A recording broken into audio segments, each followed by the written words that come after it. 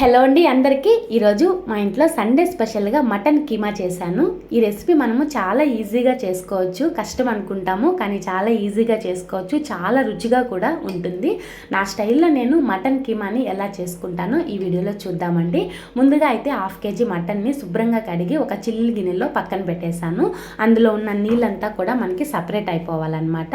ఆ తర్వాత కుక్కర్ పెట్టుకొని అందులో ఆయిల్ వేసి ఆయిల్ బాగా హీట్ అయిన తర్వాత కరివేపాకు, ఒక బిర్యానీ ఆకు, 2 లవంగాలు, ఒక కొద్దిగా చెక్క వేసుకున్నాను అనమాట.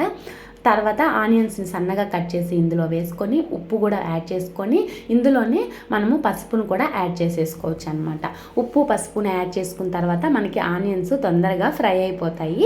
ఈ ఆనియన్స్ ఫ్రై అయిన తర్వాత ఇందులో అల్లం తెల్లగడ్డ పేస్ట్ని అయితే ఇక్కడ నేను 1.5 స్పూన్ అయితే యాడ్ చేసుకున్నాను అనమాట.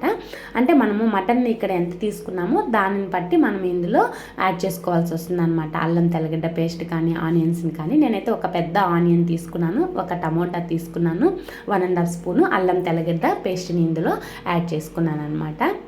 ఇప్పుడు టమాటా ముక్కలను కూడా యాడ్ చేసుకొని ఈ టమాటాలు మనకి బాగా మెత్తపడేంత వరకు మనము ఫ్రై చేసుకోవాలి. ఆ తర్వాత ఆల్రెడీ మనము శుభ్రంగా కడిగి ఉంచుకున్న మటన్ కీమాని ఇందులో యాడ్ చేసుకోవాలి. ఈ మటన్ కీమా మనము యాడ్ చేసుకున్న తర్వాత అది ముద్దగా అయిపోయి ఉంటుంది కదా, దాన్నంతా బాగా కలుపుకోవాలి. అంటే ఆ మసాలా అంతా ఆ కీమాకి మంచిగా పట్టేటట్టు మనము బాగా కలుపుకోవాలన్నమాట. ఈ విధంగా బాగా కలుపుకొని కొద్దిగా టైం పడుతుంది అనమాట. ఎందుకంటే అది మనం ఆల్రెడీ బాగా పిండి నేను చిల్లీల గిన్నెలో పెట్టాను, అందులో ఉన్న నీళ్ళంతా సపరేట్ అవ్వాలని. అందుకోసం అది ముద్దగా ఉంటుంది, దానిని బాగా కలుపుకోవాలన్నమాట. ఈ విధంగా బాగా కలుపుకున్న తర్వాత ఇందులో మనము కారపొడి, రుచికి సరిపడా కారపొడిని యాడ్ చేసుకోవాలి. నేనైతే ఇక్కడ 2 స్పూన్స్ కారంని అయితే యాడ్ చేసుకున్నాను అనమాట. ఇది కొంచెం స్పైసీగా ఉంటుంది కారము, ఇంట్లో చేసుకున్న కారము, అందుకోసం 2 స్పూన్స్ అయితే కారంని యాడ్ చేసుకున్నాను అనమాట. ఈ కారంని యాడ్ చేసుకున్న తర్వాత మనము కాసేపు మూత పెట్టేసి సిమ్లో పెట్టేస్తామంటే అందులో నీళ్లు మనకి సపరేట్ అవుతాయి అన్నమాట. నీళ్లు సపరేట్ అయ్యి కొద్దిసేపు బాగా ఉడుకుతుంది.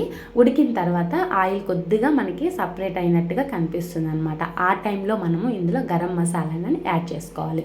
నేను ఈ గరం మసాలాలో ధనియాలు, మిరియాలు, కొద్దిగా జీలకర్ర, చెక్క, లవంగా అయితే యాడ్ చేసుకొని బాగా ఫ్రై చేసుకున్నాను అనమాట. ఫ్రై చేసుకొని దీన్ని పౌడర్ చేసుకున్నాను. దానిని ఇందులో యాడ్ చేసుకున్నాను, మటన్ మసాలా పౌడర్ అనమాట.